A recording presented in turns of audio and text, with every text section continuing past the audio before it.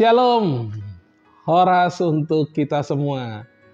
Kiranya kita semua sehat dan selalu bersuka cita. Mari kita dengar firman Tuhan. Mari kita berdoa. Damai sejahtera Allah yang melampaui segala akal itulah yang memelihara hati dan pikiran saudara-saudara sekalian dalam Kristus Yesus Tuhan kita. Amin. Firman Tuhan untuk kita pada hari ini Sabtu 25 Oktober 2025 diambil dari Ayub pasal yang ke-33 ayat yang ke-13 sampai dengan ayat yang ke-14. Demikianlah firman Tuhan. Mengapa engkau berbantah dengan dia? Bahwa dia tidak menjawab segala perkataanmu? Karena Allah berfirman dengan satu dua cara, tetapi orang tidak memperhatikannya. Demikianlah firman Tuhan. Bapak, Ibu, remaja, Naposobulung, dan juga rekan-rekan yang terkasih dalam Yesus Kristus. Hidup yang disertai Tuhan bukan berarti kehidupan tanpa tantangan dan pergumulan. Hidup yang tulus ikhlas bukan berarti kehidupan tanpa tantangan juga dan pergumulannya. Hidup yang disertai Tuhan berarti bahwa Tuhan senantiasa menyertai kita baik dalam suka maupun duka, bahkan dalam penderitaan yang membebani sekalipun. Nah, kalau kita melihat nats hari ini, nats tentang Ayub. Dia adalah seorang yang soleh, dia adalah seorang orang yang sangat taat, walaupun dia kaya, dan Tuhan bangga dengan Ayub. Namun ketika Ayub mengalami penderitaan, ketika anak-anaknya meninggal, lalu dia menderita sakit penyakit, mulailah Ayub mempertanyakan tentang masalah yang dia hadapi, mempertanyakan penderitaan yang dia hadapi. Dalam nats sebelumnya, Ayub dinasihati juga oleh sahabat, ada 3 sahabatnya. Dan dalam nats hari ini adalah perkataan dari seorang sahabat Ayub yang lain yang bernama Elihu. Elihu sebenarnya juga marah kepada Ayub, karena Ayub merasa dirinya paling benar daripada Allah. Itulah di ayat yang ke-13 dikatakan, mengapa engkau berbantah dengan dia? Bahwa dia tidak menjawab segala perkataanmu. Elihu memang tidak sempurna dalam menyelami kedalaman batin Ayub. Dan kalau kita baca dalam Ayub 32 ayat yang ke-2 dan 3, di sana dikatakan bahwa memang Elihu marah kepada Ayub dan ketiga sahabatnya Ayub. Dan disinilah Elihu menyampaikan bahwa keheningan Allah bukanlah bukti ketidakpedulian Allah. Justru menurut Elihu, Allah berulang kali berbicara. Dalam ayat 14 dikatakan, karena Allah berfirman dengan satu dua cara, tetapi orang tidak memperhatikannya. Melalui apa Allah berbicara? Kalau kita baca dalam ayat yang ke-15, dalam mimpi. Yang kedua, dalam penglihatan waktu malam. Bila orang nyenyak tidur, bila berbaring di atas tempat tidur. Yang pertama tadi mimpi ketika orang nyenyak tidur. Dan penglihatan ketika berbaring di atas tempat tidur. Lalu dikatakan lagi bahwa dalam sakit penyakit, ayat yang ke-19, dengan penderitaan ia ditegur di tempat tidurnya dan berkobar terus-menerus berbentrokan dalam tulang-tulangnya. Ini artinya sakit penyakit. Perutnya bosan makanan, ayat yang ke-20, hilang nafsunya untuk makanan yang lezat-lezat, susutlah dagingnya dan lain sebagainya.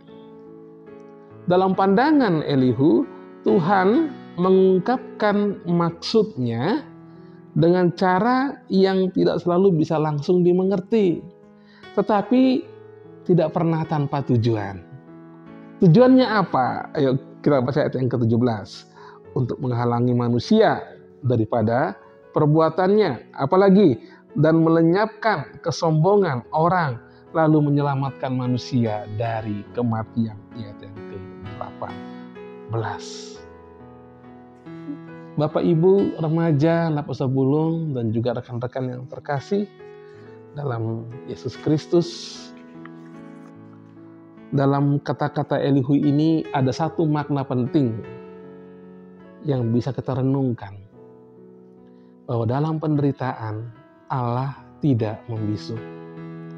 Dia berbicara meski dalam bahasa yang tidak selalu mudah dimengerti. Saya teringat dengan seorang ibu kos kami dulu. Dia divonis kanker. Ketika pulang dari rumah sakit, datang bersama dengan suaminya. Apa yang dirasakannya? Panik. Di rumah beliau malah marah kepada anak-anaknya tanpa tujuan yang jelas. Lalu beliau terkadang nggak menerima. Selalu mengatakan laboratorium itu salah, itu pasti keliru. Dan kemudian beliau tidak bisa menerima hal itu. Dan dalam penderitaan itu dia juga berdoa, dan kadang-kadang selalu berkata, apa dosa saya Tuhan? Mengapa Tuhan memilih saya mengalami penderitaan ini? Rupa-rupa perasaan yang beliau hadapi. Ada takut, terkejut, menyangkal, marah, bingung, putus asa. Terguncang jiwanya. Bukan hanya beliau yang terguncang jiwanya, tapi juga pengisi rumah itu. Suaminya, anak-anaknya terguncang juga jiwanya. Termasuk kami, para kos yang waktu itu di situ. Ikut prihatin. Setelah 2 bulan setelah beliau kemoterapi, ada satu pertanyaan yang saya ingat yang beliau katakan pada saya. Apa yang Tuhan sedang katakan padaku tentang semua ini ya Mas Albert? Saya nggak bisa jawab pertanyaan itu. Saya masih ingat pertanyaan itu. Dan ketika beliau menggumuli pertanyaan itu, ada perubahan dalam ibu itu. Lebih sabar dalam menasihati anak-anaknya, lebih sabar dalam segala hal. Bahkan lebih dekat dia dengan anak-anaknya. Yang tadinya kalau anak-anaknya datang dari sekolah, ganti pakaian, makan, lalu main. Kemudian ini tidak. Dia justru memanggil, bertanya seperti apa. Lebih dekat lagi. Jadi sesungguhnya Amang Inang, remaja Lapas Bulung, dan rekan-rekan yang terkasih dalam Yesus Kristus, penderitaan bukan hanya kesesakan. Kita mungkin saat ini sedang sakit penyakit, kita mungkin divonis kanker, kita mungkin saat ini sedang susah, bagaimana anak-anak saya bisa sekolah dengan penghasilan yang pas-pasan, kita mungkin sekarang sedang bangkrut, kita mungkin sekarang sedang di PHK dan lain sebagainya. Tetapi penderitaan bukan hanya kesesakan, tapi dia juga adalah realita dan juga ruang dialog kepada Tuhan sebagai satu-satunya tempat kita mencurahkan hati kita. Ketika penderitaan itu datang, jangan tanyakan lagi mengapa ini terjadi padaku. Semua orang pasti akan mengalami penderitaan, tetapi tanyakanlah apa yang mau Tuhan katakan dalam penderitaan ini kepadaku. Tuhan Yesus memberkati kita semua. Amin. Bapa dalam surga, Allah yang kami sembah dalam nama Tuhan Yesus Kristus, terima kasih ya Tuhan untuk firman-Mu hari ini. Terima kasih ya Bapa,